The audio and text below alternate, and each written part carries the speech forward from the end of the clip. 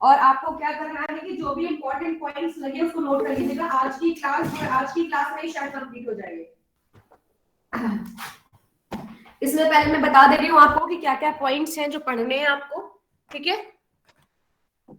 हाँ, इसमें बता दे रही हूँ पहले क्या क्या पॉइंट्स हैं वो पढ़ने, ठीक है, वही पढ़ना है। उसके बाद this is the last class, जिसके बाद आपका ये चैप्टर जो है कंप्लीट हो जाएगा, ठीक है। फिर हम लोग रिवीजन करेंगे, okay. Okay ma'am. Yes ma'am. पहले तो नोट डाउन कर लो कि क्या क्या है। एनवायरमेंट, नेचुरल रिसोर्स, ठीक है। That is the last chapter of biology. फिर हम लोग क्वेश्चन आंसर सॉल्व करेंगे।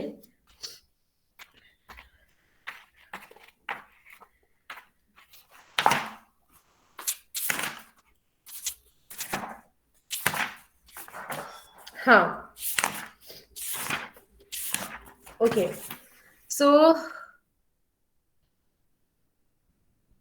ये जो अवर एनवायरमेंट है, इसमें पहले हमें पढ़ना है बायोडिग्रेडेबल वेस्ट और नॉन बायोडिग्रेडेबल वेस्ट, ठीक है। इसमें जो पहले पहले टॉपिक है सर नोट कर लीजिए। इसमें आपको इकोसिस्टम पढ़ना है, ठीक। You have to read ecosystem, environmental problem, ozone depletion, ठीक है, waste production and their solution in biodegradable और नॉन बायोडिग्रेडेबल सब्सटेंस, ओके। समझ में आया? तो पहले हम लोग स्टार्ट करते हैं इकोसिस्टम से। सो आपको पता है इकोसिस्टम क्या होता है? What do you mean bye ecosystem? Ma'am, the interrelationship between the biotic and the abiotic components of the environment. Okay, can anyone else in the class want to say something regarding ecosystem? Ecosystem क्या होगा? Ma'am ecosystem एक तरह का एक system होता है जिसमें biotic components और नॉन एबायोटिक कंपोनेंट्स मतलब साथ मिलकर एक मतलब उसमें रहते। मतलब there is the interrelationship between the biotic and abiotic component present in the environment that is called as ecosystem, है ना? तो मैं कहने का मतलब ये है। Yes, अच्छा, और कोई इकोसिस्टम के बारे में कुछ बोलना चाहेगा? What do you mean bye ecosystem?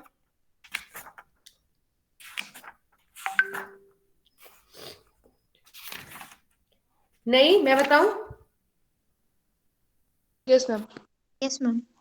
देखो, पहले तो हम लोग समझते हैं एनवायरमेंट को कि एनवायरमेंट क्या होता है, ठीक है। अगर हिंदी में देखते हैं तो एनवायरमेंट जो है उसका मतलब होता है पर्यावरण, ठीक है। और आपने पर्यावरण, ठीक, और उसका जो अगर हम संधि विच्छेद करें तो आता है परिधन आवरण, होता है पर्यावरण, है ना। अय वाली जो अयाधि संधि होती है वो आ जाती है इसमें, है ना। तो परिधन आवरण का मतलब होता है कि what the things that are surrounding you, ठीक है। जो चीज आपको चारों तरफ से सराउंड करके रखती है उसी को हम लोग बोलते हैं पर्यावरण, है ना। परिधन आवरण, पर्यावरण। जैसे आप सिंपली बात करते हो किसकी, इन्वायरमेंट की, तो इन्वायरमेंट क्या है कि all the living and the non living thing that surrounds you. जो भी लिविंग और नॉन लिविंग थिंग आपको सराउंड करती है उसी को हम लोग बोलते हैं इन्वायरमेंट, ओके। समझ में आया? So what is environment? पहले तो यहाँ पर आता है इन्वायरमेंट क्या है, तो लिख लीजिए इन्वायरमेंट क्या है। द फिजिकल और the biological factor that surrounds you is called as a environment, ठीक है। हम कह सकते हैं कि जो भी चीज हमको सराउंड करती है, एनसर्कल करती है, एवरीथिंग दैट सराउंड्स यू या encircles you is called as a environment. जो भी चीज हमें सराउंड कर रही है, एनसर्कल कर रही है, उसे हम लोग एनवायरमेंट कहेंगे, ठीक है। फिर यहाँ पर आता है कि ये जो एनवायरमेंट है ना, एनवायरमेंट में आता है इकोसिस्टम। इकोसिस्टम क्या है? इकोसिस्टम जो वर्ड है एजी टेंसले ने दिया है, एजी टेंसले, ठीक है। टेंसले का वर्ड है इकोसिस्टम, और इकोसिस्टम का मतलब होता है inter relationship between the biotic and abiotic components of the environment, ठीक। जो हमारे एनवायरमेंट में लिविंग, बायोटिक मतलब होता है लिविंग कंपोनेंट्स और एबायोटिक मतलब होता है नॉन लिविंग, ठीक है। तो जो बायोटिक और एबायोटिक कंपोनेंट्स होते हैं एनवायरमेंट के, इनका जो इंटर रिलेशन होता है इसी को हम लोग बोलते हैं इकोसिस्टम। तो इकोसिस्टम क्या है? जितने भी हमारे एनवायरमेंट में बायोटिक कंपोनेंट्स है और एबायोटिक कंपोनेंट्स है, ये दोनों आपस में मिल करके क्या बनाते हैं, आपका इकोसिस्टम। ठीक है, is it clear? Yes ma'am. समझ में आ गया ना इकोसिस्टम क्या है? It is the inter relationship between the biotic and abiotic component, और टर्म किसने दिया है? एजी टेंसले ने, और कब दिया था? 1935 में दिया था।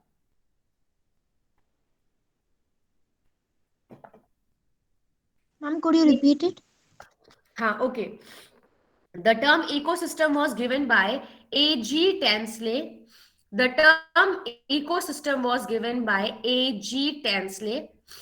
A.G. Tansley ने term दिया था ecosystem. Okay? The term ecosystem was given by A.G. Tansley. Okay? और In which year? 1935. In 1935, the term ecosystem was given by A.G. Tansley.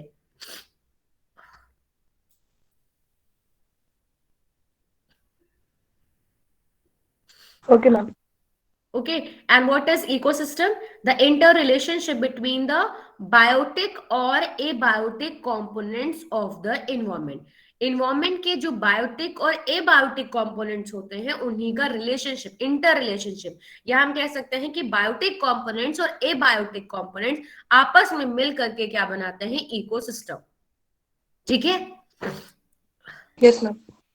हाँ, तो लिख लीजिएगा कि इकोसिस्टम क्या है? It is the it is the interrelationship between the biotic and abiotic components of the environment। ठीक है, अब आता है इकोलॉजी। इकोलॉजी टर्म जो है वो अर्न्स्ट हैकेल ने दिया था, ERNST, और हैकेल HAEKEL। ठीक है, अर्न्स्ट हैकेल ने दिया था। और इकोलॉजी क्या होती है? वो ब्रांच जिसके अंदर, साइंस की वो ब्रांच जिसके अंदर हम लोग इकोसिस्टम को स्टडी करते हैं, उसे हम लोग कहते हैं ecology.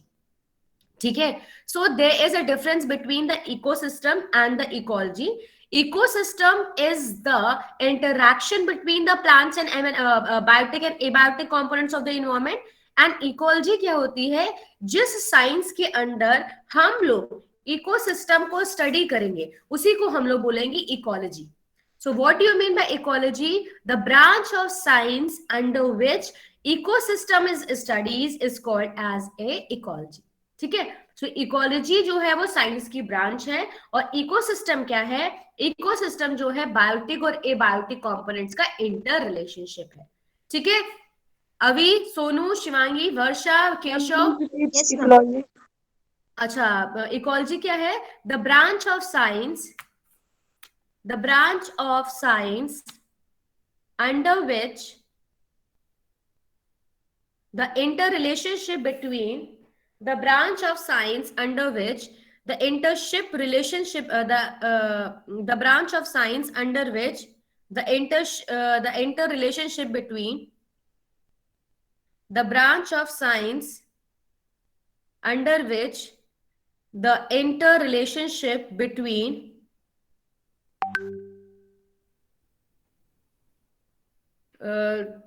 the branch of is studied is called as ecosystem। ठीक है, sorry, ecology done ma'am. is studied is called as ecology। ठीक है, इकोलॉजी क्या है? वो ब्रांच है जिसके अंदर हम लोग, हाँ, इकोलॉजी क्या है? वो ब्रांच है जिसके अंदर हम लोग इकोसिस्टम की स्टडी करते हैं।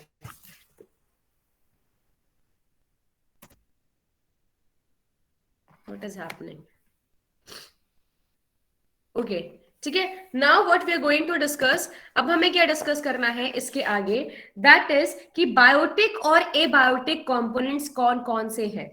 ठीक है, कोई आइडिया है कि what are biotic components and what are abiotic components? क्या क्या आते हैं इसके अंदर बायोटिक और एबायोटिक कंपोनेंट्स में? बायोटिक में जैसे फिशेस हो गए, एनिमल्स हो गए, ह्यूमन बीइंग्स बायोटिक होते हैं।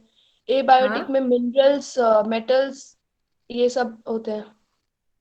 मैम, गलत। एबायोटिक में जितने भी नॉन लिविंग फिजियोकेमिकल फैक्टर्स होते हैं एनवायरनमेंट के, वो इंक्लूड किए जाते हैं। हाँ, और बायोटिक में? और बायोटिक में जितने भी लिविंग बींग्स हैं, लिविंग ओके, ऑर्गेनिज्म, वो शायद। ओके ओके ओके, देखो पहले तो हम लोग इकोसिस्टम सिंपल से पहले हम लोग इकोसिस्टम को दो पार्ट्स में डिवाइड करते हैं, ठीक है। जो आपका the first one was that कि पहले हम लोगों ने इकोसिस्टम पढ़ा, ठीक है। What is ecosystem? कि जितने भी प्लांट्स, एनिमल्स, ऑर्गेनिज्म जो भी हैं, जो हमारे फिजिकल सराउंडिंग में रहते हैं, ठीक है, और वो इंटरैक्ट करते हैं एबायोटिक कंपोनेंट से, इसी को हम लोग इकोसिस्टम कहते हैं। जो हम लोग ने सिंपल वे में पढ़ा कि the interaction between the living and the non-living component of the environment is called as a ecosystem, ठीक है। ये जो इंटरैक्शन होता है लिविंग और नॉन लिविंग कंपोनेंट का, ठीक है, जो कि एक इकोसिस्टम फॉर्म करता है। बेटा ये इकोसिस्टम दो तरह के होते हैं, या तो ये मैन मेड इकोसिस्टम होगा, या तो जो है नेचुरल इकोसिस्टम होगा। सो जो इकोसिस्टम को इस on the basis of their construction की किसने उसको बनाया है, इसको हम लोग दो पार्ट्स में डिवाइड कर सकते हैं। That is natural ecosystem and the one is artificial ecosystem. तो नेचुरल इकोसिस्टम क्या होता है, ठीक है, जो कि किसने बनाया होगा? नेचर। नेचर ने। Very good. So Abhi Jaiswal या Nisha, can you just give me some examples कि नेचुरल इकोसिस्टम का एग्जांपल क्या होगा? Ma'am minerals. Ma'am rock and कैसे माउंटेन। होंगे? इकोसिस्टम मतलब क्या है? जहां पर एनिमल, प्लांट जो है वो किससे इंटरैक्ट करेगा? सॉइल से, सनलाइट से। मतलब एक ऐसी प्लेस जहां पर लिविंग और नॉन लिविंग चीजें जो दोनों हो और वहां पर आपस में इंटरैक्शन हो, ठीक है, उसको हम लोग बोल रहे हैं इकोसिस्टम। तो नेचुरल इकोसिस्टम कौन सा होगा? जो नेचर ने बनाया होगा, जहां पर आपने कुछ नहीं बनाया, जहां पर इंटरैक्शन मतलब होता है कि हम अपनी जरूरत की चीजें जो है उनसे लेते हैं, या फिर हम उन पे कुछ वी आर जस्ट टेकिंग, मतलब वी आर यूजिंग देम, ठीक है, that is the interaction. Ma'am mountains, forest. हाँ, very good. Mountains, ma'am forest example ma'am of rivers. Natural ecosystem. हाँ Manthan, what you saying? Ma'am rivers and oceans. Rivers, ocean, very good. These are the examples of natural ecosystem. Natural ecosystem क्या हुआ? जैसे oceans हैं, ठीक है, oceans में fishes हैं, ठीक है, तो fishes हैं, वो एक living environment है, और they are taking the minerals and water and oxygen dissolve in the water, so that is a ecosystem form over there, ठीक है। और वो ecosystem जो है that is formed by the nature, so such type of ecosystem is called as a natural ecosystem because that is made by the nature, ठीक, in simple words। अब इसी तरह का जो इकोसिस्टम है, तो इकोसिस्टम समझ में आ जाएगा तो आपको नेचुरल और आर्टिफिशियल भी समझ में आ जाएगा, ठीक है। अब हमको लगता है कि समझ में आ गया वो एग्जांपल से। अच्छा, Varsha and Dhruv Shankar Pandey, Varsha and Dhruv Shankar Pandey, you just give the example of artificial ecosystem, ऐसा इकोसिस्टम जो कि आपने बनाया हो, मतलब मैन मेड मैम जो नेशनल पार्क बनते हैं। National parks, okay. National parks are the example of natural ecosystem और man made ecosystem. National park किसका एग्जांपल है? मैम कई सारे तो नेचुरल होते हैं, पर उनको सेव करने के लिए उनमें उनको चाहे तो वॉच बना दी जाती है। वहां पर जानते हैं क्या होता है? Natural parks are the place where hunting और ये सब प्रोहिबिटेड होते हैं, वहां पर आप उसको नेचुरल इकोसिस्टम नहीं कहोगे।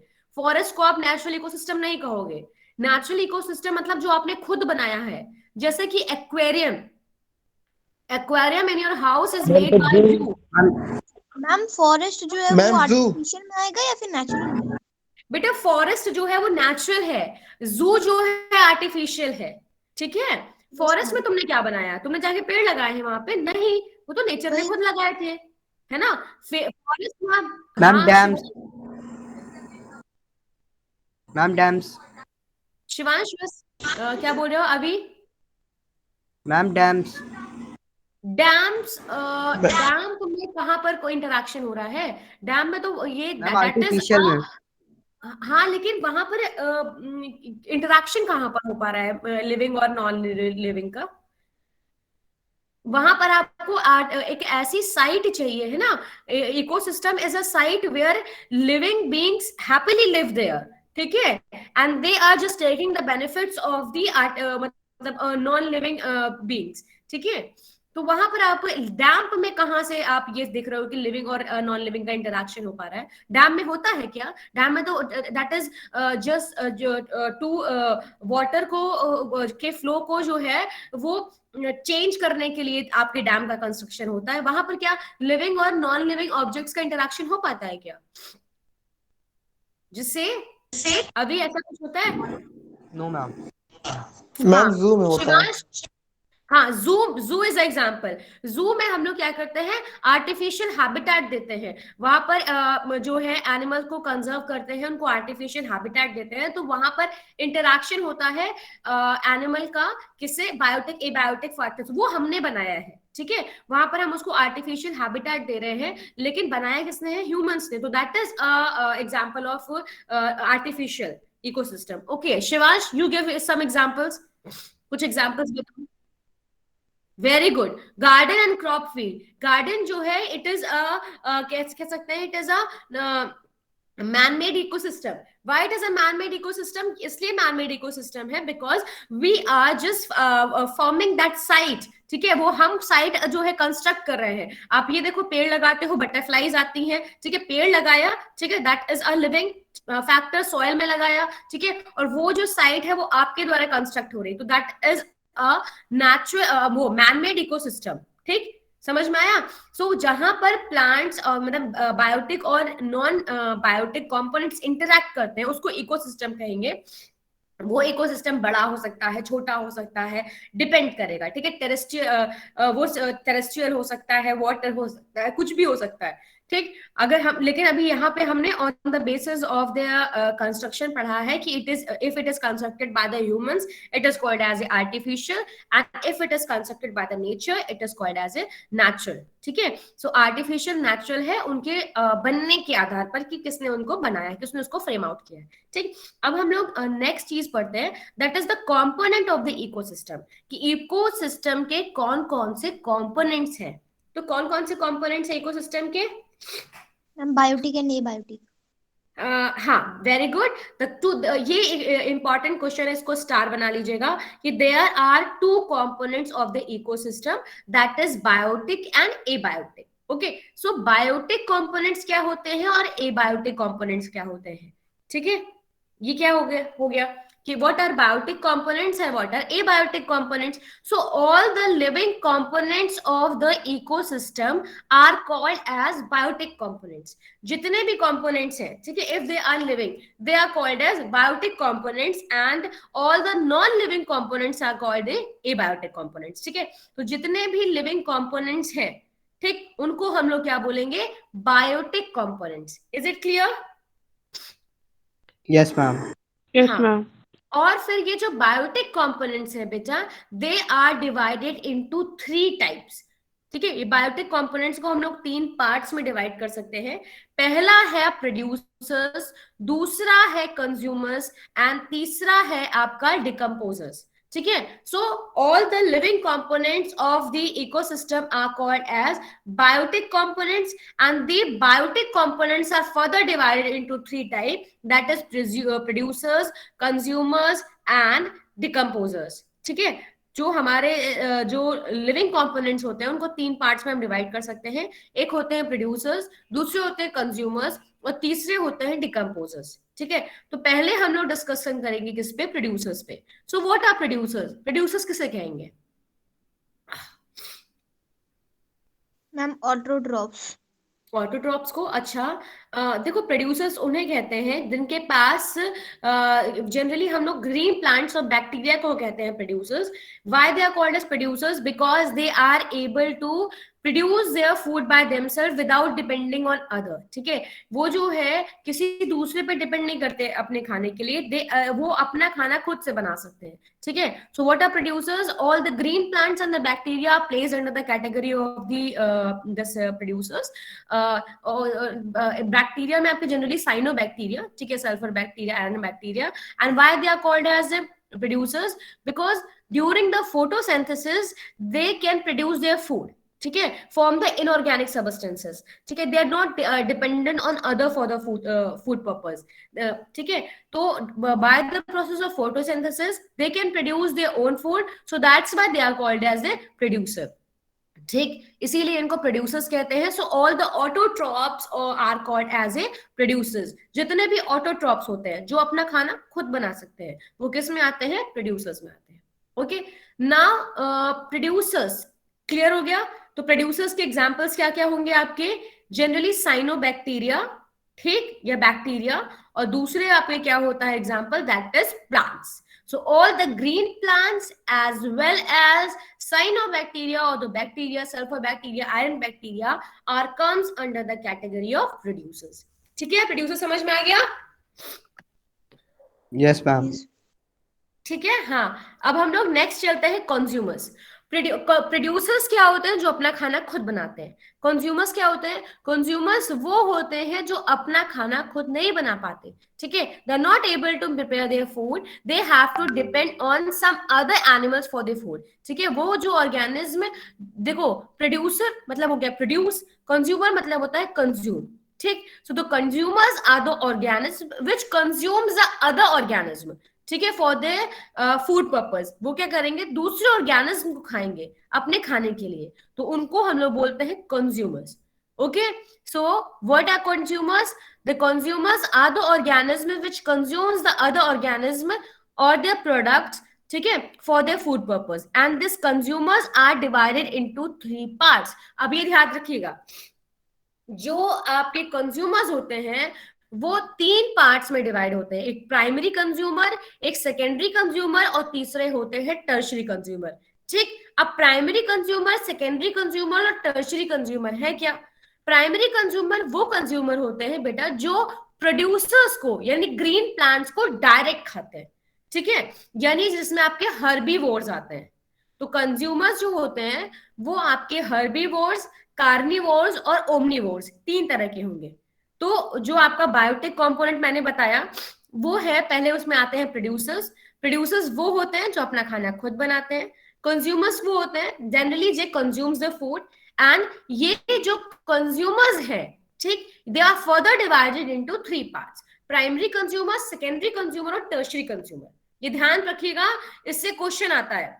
इससे डायरेक्ट क्वेश्चन कैसे आएगा कि in this flow chart the कह सकते हैं कि the hawk is tertiary consumer, primary consumer, ऐसे करके आएगा, ठीक है। सेकेंडरी डिकम्पोजर ऐसे करके आ जाता है। तो प्राइमरी, सेकेंडरी और टर्शरी आप फाइंड आउट कैसे करोगे वो मैं आपको बताती हूँ। जैसे अब आप प्रोड्यूसर है यानी ग्रीन प्लांट है, ठीक है। ग्रीन प्लांट को डायरेक्टली कौन खा रहा है? सपोज हम लोग देख रहे हैं कि ग्रीन प्लांट्स को खा रहे हैं मेढक, ठीक है। आप देखते हो कि जो ग्रीन प्लांट्स होते हैं उनकी जो पत्तियां होती हैं उसको मेढक खा रहे हैं। मेढक खाता है? मैम मेढक ग्रास खाता है? ग्रास हॉपर खाता है। वही मैं देख रही थी कि सब लोग ध्यान दे रहे हैं कि नहीं। अभी निशा, मंथन, तुम लोग को कभी मेढक को देखा है पत्ती खाते हुए? No, ma'am. तो No, ma'am. are you responding? Nisha, ma'am आप हाँ, तो वही तो बोलो आप कि कह रहे मेढक हैं कि insect खाता है। है। Insect तो खाता है।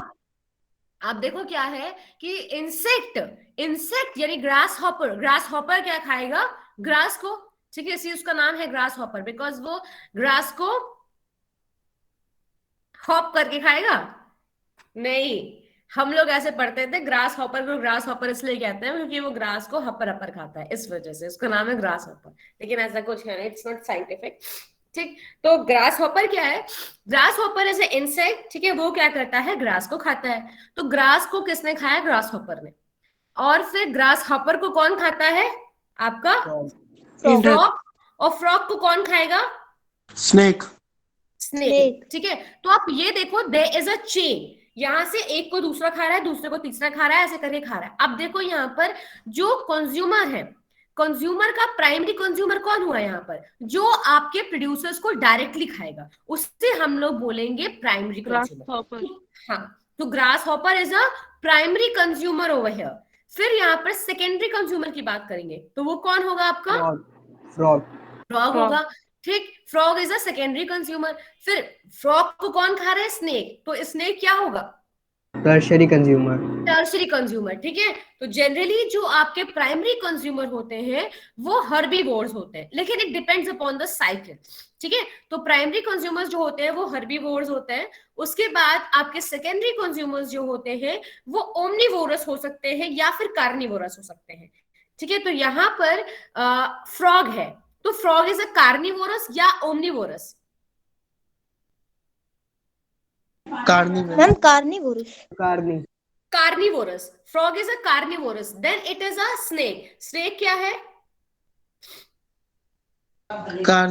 कार्निवोरस। मैम कार्निवोरस, ठीक है। Yes, ma'am, तो यहाँ carnivore। पर जो टर्शरी कंज्यूमर होते हैं वो ओमनीवोरस या कार्निवोरस दोनों हो सकते हैं, ठीक है। वो डिपेंड करेगा। जनरली आपको ये तो पता ही है कि omnivorous are those organism that eat both the flesh as well as the green plant. और जो कार्निवोरस होते हैं वो they eats only that carnivorous eats only flesh, and herbivorous जो होते हैं that eats only green plants. So यहाँ पर कार्निवोरस, ओमनीवोरस और दैट इज हर्बीवोरस, तो 3 तरह के ऑर्गेनिज्म है। प्राइमरी जो कंज्यूमर्स होते हैं वो जनरली आपके प्रोड्यूस वो होते हैं हर्बीवोरस, ठीक है। सेकेंडरी जो होते हैं वो मे बी कार्निवोरस या ओमनीवोरस दोनों हो सकते हैं, और टर्शरी में भी। हाँ सोनू बेटा, कुछ नहीं। Sonu, is there any question? No ma'am. Ma'am tertiary में सिर्फ कार्निवोरस होता है? ओके, किसमें बेटा? मैम टर्शरी में सिर्फ देखो कार्निवोरस हो सेकेंडरी और सकता है? टर्शरी में भी कार्निवोरस या सेकेंड, वही मैं बोल रही हूँ, सेकेंडरी और टर्शरी में भी कार्निवोरस या ओमनीवोरस होते हैं, लेकिन आपका जो प्राइमरी कंज्यूमर होगा वो हमेशा हर्बीवोरस ही होगा। ओके, ओमनीवोरस भी हो सकता है, डिपेंड्स अपॉन द साइकिल। वो साइकिल पे हम डिपेंड करेंगे कि कौन उसको खा रहा है। अब जैसे पत्ती को, जैसे फूड है, ठीक, फूड इज वो है, मतलब जैसे राइस है और राइस को आपका क्रो खा रहा है, तो क्रो इज ओमनीवोरस ना, क्रो तो ओमनीवोरस है। वो हमारी डिपेंड करेगा कि साइकिल कैसी है, फिर हम उसको देख के बता सकते हैं कि वो आपका कार्निवोरस है कि ओमनीवोरस है। मतलब डिपेंड्स अपॉन द ऑर्गेनिज्म जो कि उस फूड चेन में प्रेजेंट है, ठीक है। तो ये आपके हो गए कंज्यूमर्स। कंज्यूमर के बाद आते हैं आपके डिकम्पोजर्स। अच्छा, अब डिकम्पोजर्स क्या होते हैं, पता है कुछ? नहीं पता? मैम डेड एंड डिकेन। हाँ मंथन? मैम वो डेड एंड डिकेन खाते हैं, मतलब बॉडीज। हाँ, डिकम्पोजर्स क्या होते हैं कि जब आपके प्रोड्यूसर्स और कंज्यूमर्स मर जाते हैं, व्हेन दे बिकम डेड, तो रोल आता है डिकम्पोजर्स का। इनको एक बहुत अच्छा नाम दिया गया है, इनको स्कैवेंजर्स कहते हैं, ठीक है। इनको स्कैवेंजर्स कहते हैं। और बेटा ये जो होते हैं हमारे इन्वायरमेंट के लिए बहुत ही ज्यादा बेनिफिशियल होते हैं, ठीक है। तो इससे रिलेटेड एक क्वेश्चन जरूर आता है, ठीक। तो डिकम्पोजर्स से क्वेश्चन क्या आता है कि why they are called as scavengers? They are मतलब they are the component, biotic component of the environment, whether it is beneficial for us or not. So they are beneficial. Why they are beneficial? Because ये जो होते हैं हमारे जो dead remains होते हैं उन पे इनका जो फूड होता है वो डेड रॉटन पार्ट्स होता है। तो जनरली ये क्या करते हैं, ये क्लीनिंग का काम करते हैं। तो जैसे अगर कोई फॉरेस्ट है, वहां पर अगर डिकम्पोजर्स नहीं है, तो इसमें मतलब डायरेक्ट ऐसे क्वेश्चन पूछा जा सकता है कि if all the decomposers are remove from the forest, what would be happen? ठीक, कि अगर सारे फॉरेस्ट को रिमूव में से डिकम्पोजर्स को रिमूव कर दिया जाए तो क्या होगा, या कंज्यूमर्स को सारे रिमूव कर दिया जाए तो क्या होगा। तो होता क्या है कि अगर हम पॉपुलेशन में से डिकम्पोजर्स को हटा देंगे, तो बेटा इनका मेन पर्पस होता है जो भी आपके डेड रिमेन्स होते हैं, डेड पार्ट्स होते हैं प्लांट्स और एनिमल्स को, उनको जो है डिकम्पोज करना। डिकम्पोज मतलब क्या होता है, जो कॉम्प्लेक्स है उसको सिंपल फॉर्म में कन्वर्ट करके सॉइल में मिक्स करना, ठीक है। जैसे आपको मैंने डाइजेशन पढ़ाया था, तो डाइजेशन में मैंने ये बताया था कि जो आपकी बॉडी में जो आप कॉम्प्लेक्स फूड खाते हो, तो डाइजेशन में क्या होता है, उस कॉम्प्लेक्स फूड को सिंपल फूड में कन्वर्ट किया जाता है, ठीक। उसी तरह आपकी बॉडी एक कॉम्प्लिकेटेड पार्ट है, ठीक है। उसमें प्रोटीन है, मिनरल्स है, पता नहीं क्या क्या चीजें हैं। डिकम्पोजर्स क्या करते हैं, उनको छोटे छोटे पार्ट में डिकम्पोज करते हैं। क्यों करते हैं? ताकि वो सॉइल में मिक्स हो पाए, है ना। तो डिकम्पोजर्स क्या है?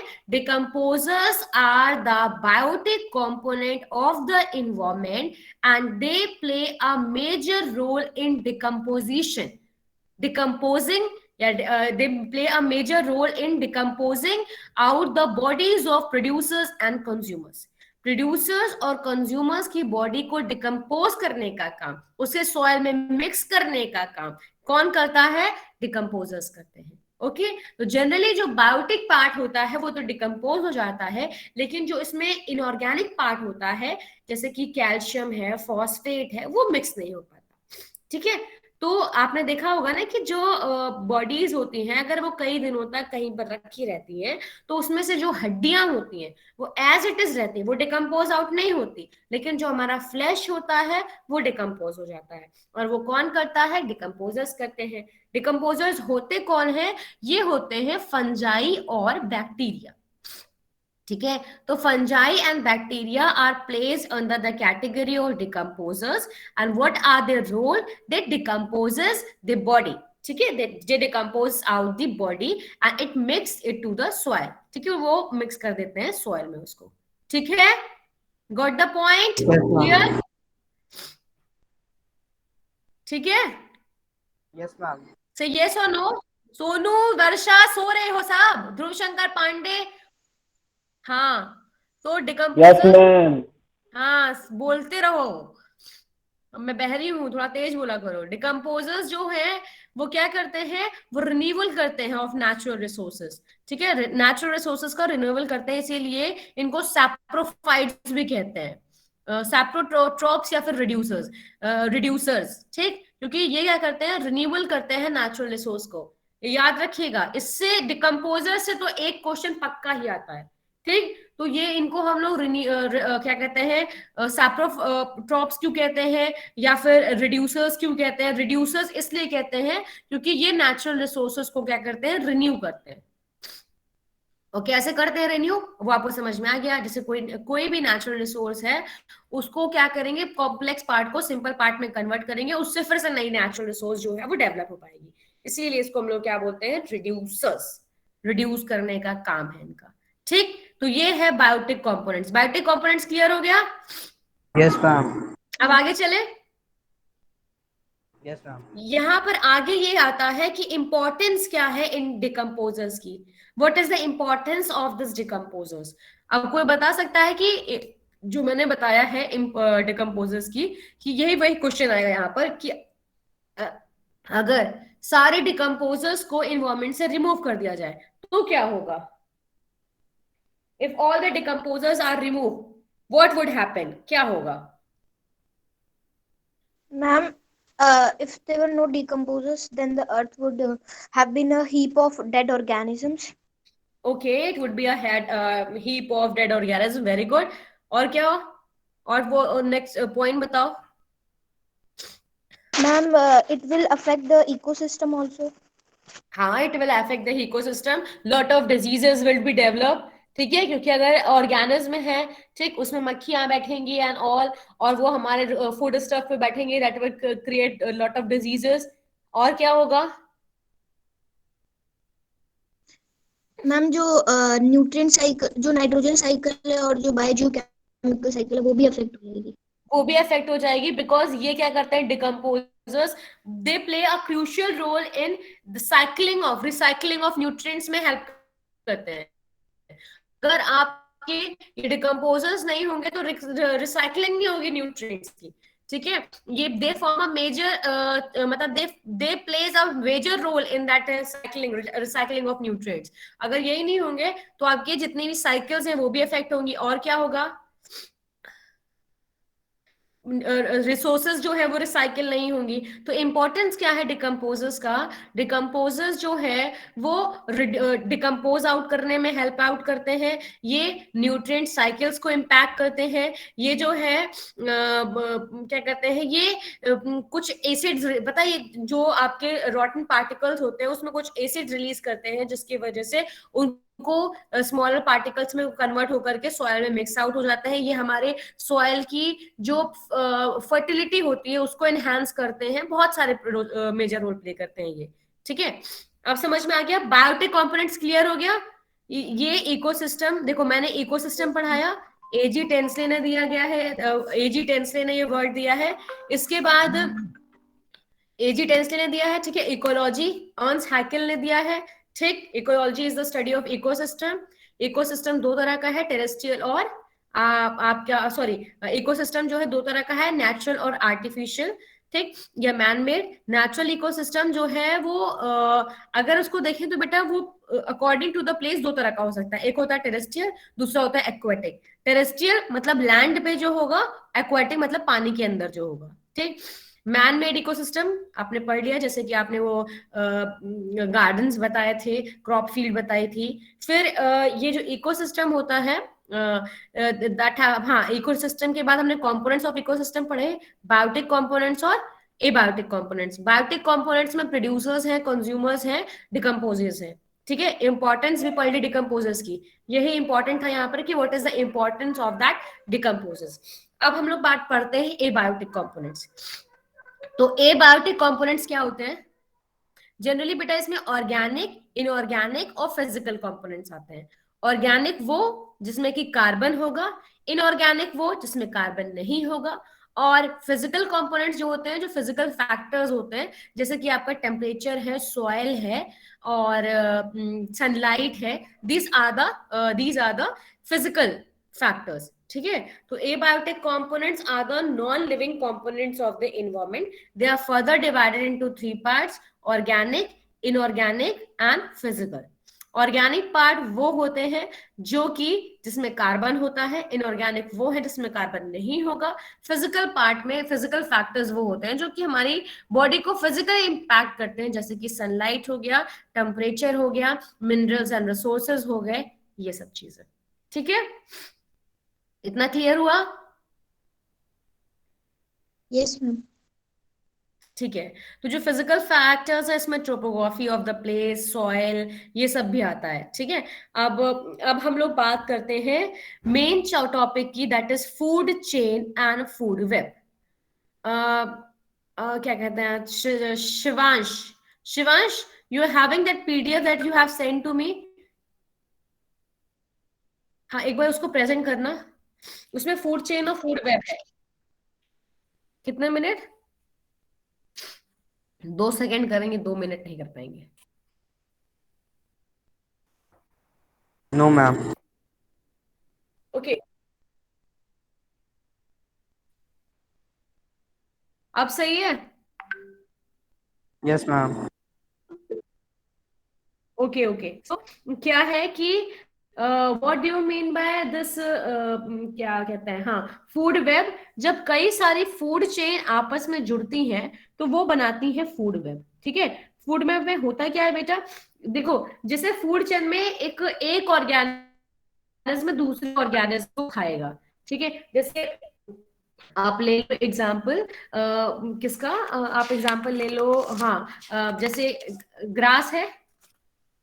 एक मिनट, शिवांश प्रेजेंट कर रहा है स्क्रीन।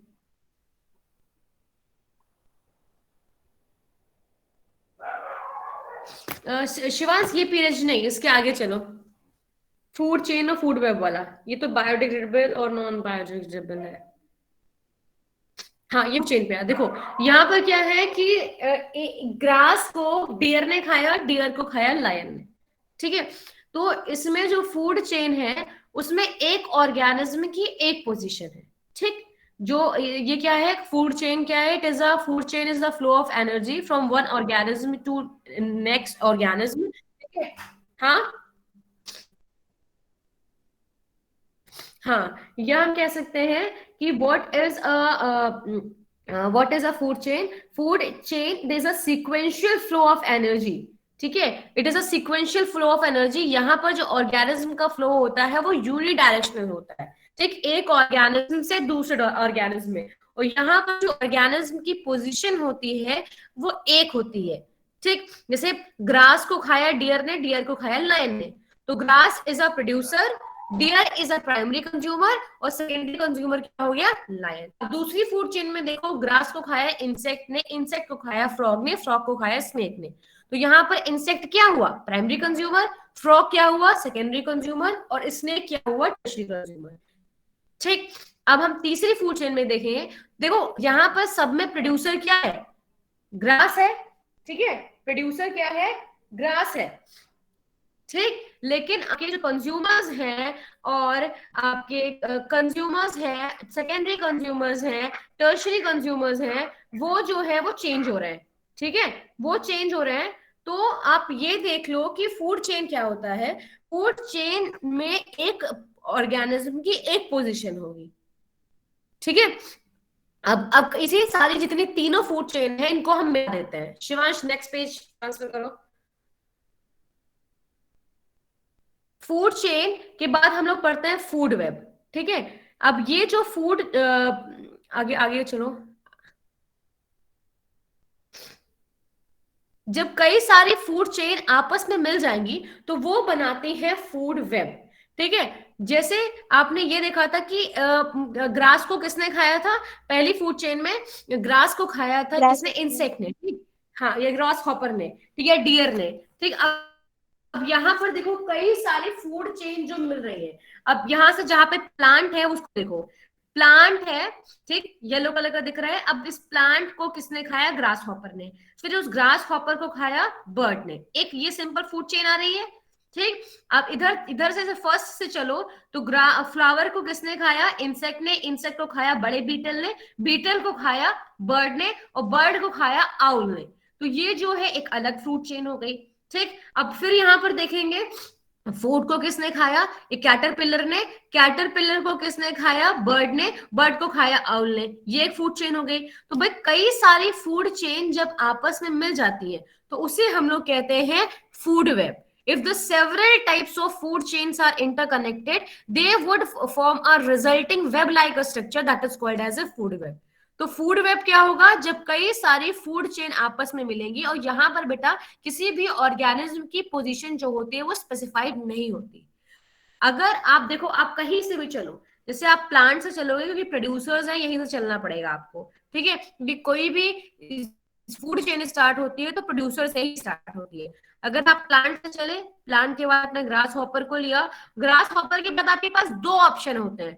ठीक है, या तो आप इस बर्ड के पास चले जाओ, ठीक, और उसके बाद आउट के पास चले जाओ, या फिर बर्ड से आप क्या करो, इस बर्ड को खाओ और बर्ड के बाद फिर इस मॉस्किटो को खाओ और फिर ये आप यहाँ पर कंगारू को पहुंच जाओ। लेकिन ये जो आपका फूड वेब होगा, ठीक है, फूड वेब में किसी भी ऑर्गेनिज्म की पोजीशन जो होती है वो स्पेसिफाइड नहीं होती। ठीक, अभी जो ये पहली वाली फूड वेब थी, अब दूसरी वाली फूड वेब को देखो। ये जो गेहूं का प्लांट है इसको कौन खा रहा है? एक यहाँ पर ग्रास हॉपर खा रहा है, दूसरा क्या खा रहा है? चूहा खा रहा है। अब चूहे को कौन खा रहा है? ऊपर जो बना हुआ है। ठीक है, अब ये ऊपर जो बना हुआ है दैट इज या तो जैकॉल हो सकता है, ठीक है, या फिर आपका लायन हो सकता है, वो स्पेसिफाइड नहीं है। डॉग दिख रहा है? हाँ, तो वो डॉग खा रहा है। ठीक है, और फिर हाँ, और यहाँ पर चूहे को उधर देखो एक स्नेक बना हुआ है, स्नेक खा रहा है। ठीक, तो यहाँ पर देखो एक ऑर्गेनिज्म की पोजीशन ईगल भी खा स्पेसिफाइड रही है। नहीं। हाँ, ईगल भी खा रही है। ठीक, तो यहाँ पर आप ये देखो कि what is a food web? When many food chains are interconnected they would form a web like structure that is called as food web. यहाँ का एनर्जी फ्लो जो होता है वो यूनिडायरेक्शनल नहीं होता, इट इज मल्टी डायरेक्शन। अब energy का फ्लो कैसे होगा? देखो, एनर्जी का फ्लो ऐसे होता है बेटा, इसको याद रखना सोनू, हमें नेक्स्ट क्लास में इसको पढ़ाना है। लिंडरमैन का 10% एनर्जी लॉ क्या है। ठीक है, याद रखिएगा, ये हम अभी भूल रहे थे तो अभी मुझे याद आ गया। एनर्जी फ्लो, एनर्जी फ्लो मतलब होता है कि जब आप किसी ऑर्गेनिज्म को ईट करते हो, ठीक, तो होता क्या है बेटा कि एक टॉपिक लेवल से दूसरे टॉपिक लेवल पे एनर्जी का फ्लो होता है। लेकिन होता कितना है? जैसे आपने 100 जैसे पहली बात तो आप ये जानो कि सन से जो एनर्जी आती है, सन में अगर 1000 किलो कैलोरी है तो केवल 0.1% किलो कैलोरी जो होती है वो प्लांट्स पे आएगी। ठीक है, प्लांट्स उसका केवल 0.1% लेते हैं। ठीक, और जो 99 होती है वो बेकार चली जाती है। अब प्लांट में की जितनी भी एनर्जी होगी उसका केवल 10% ही आगे बढ़ेगा। जैसे प्लांट को कौन खा रहा है? ग्रास हॉपर खा रहे हैं, तो प्लांट को ग्रास हॉपर खाएगा तो ग्रास हॉपर में अगर 100 जो है वो कैलोरी एनर्जी है तो जाएगी उसमें कितनी कैलोरी? केवल 10, और 90 जो है वो क्या हो जाएगी? वो काम करने में जो है वो यूज हो जाएगी। ठीक, उसके बाद ग्रास हाउपर को कौन खाएगा? जैसे बर्ड खा रही है, तो बर्ड में कितनी जाएगी? बर्ड में 10 10 का 90%, 10% जाएगा। 10% जाएगा, तो यानी 0.1% जाएगा।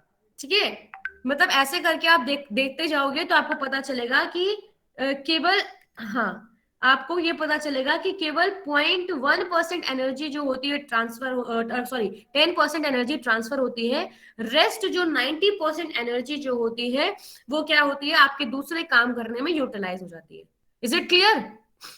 ठीक। Ma'am Yes, ma'am. और प्लांट्स एनर्जी में का फूड, हाँ सोनू, मैम प्लांट्स में 100% एनर्जी होती है।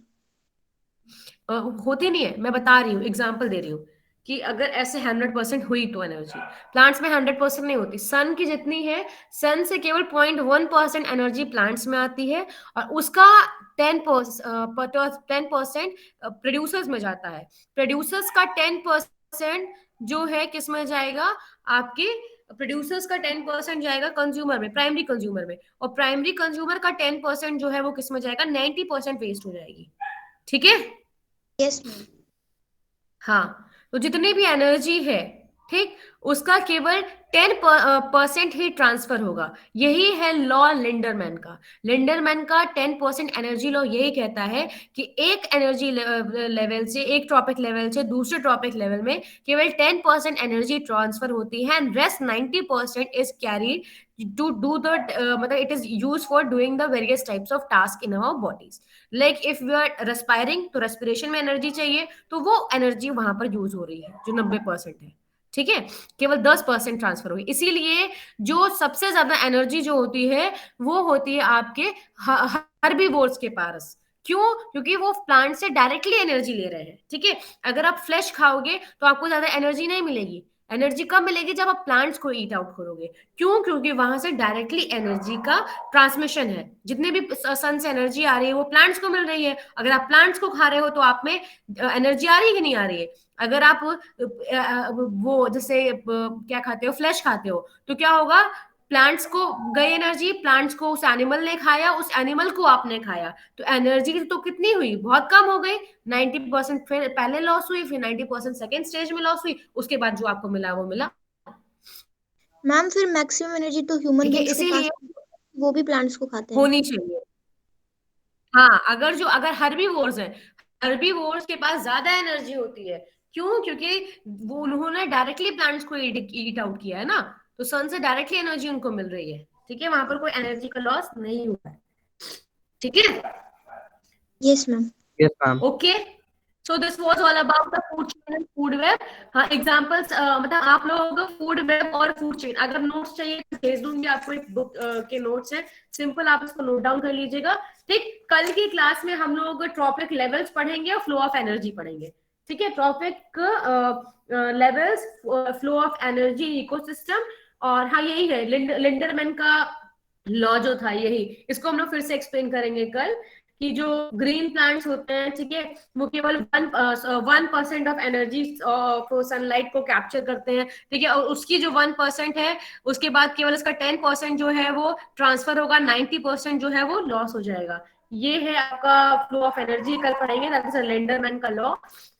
फिर ओजोन लेयर डिप्लीशन के बारे में पढ़ेंगे, और गार्बेज डिस्पोजल के बारे में। ठीक है, बायोडिग्रेडेबल एंड नॉन बायोडिग्रेडेबल।